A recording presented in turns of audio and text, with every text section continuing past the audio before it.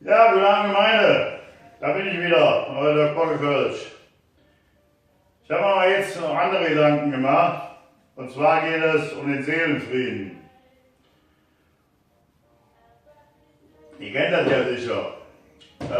Früher ist man hingefahren, Kratzer, hat man Schokolade gekriegt, war alles wieder gut. Die Frauen, wenn sie Liebeskummer haben, ziehen sich da kiloweise Eis rein. Ja, irgendwann wird man älter, ne? Und wenn du aber so Stress hast, so beruflich oder auch mit Freunden oder allgemein, Familie, gebe ich euch mal einen Tipp. Holt euch euer Bier oder was ihr sonst so gerne trinkt. Kann ja auch ein kleines Flämmchen sein. Ne? Und dann geht ihr hin und macht Folgendes.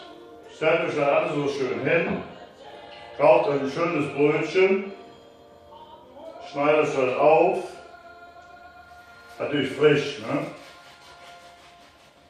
Und darauf macht euch einfach mal einen Marzipanstollen. Und zwar so, dass es auch schmeckt.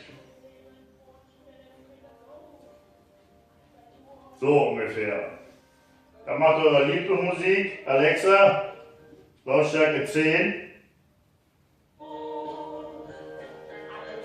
Und genießt einfach mal den Abend. Und danach ist alles wieder gut.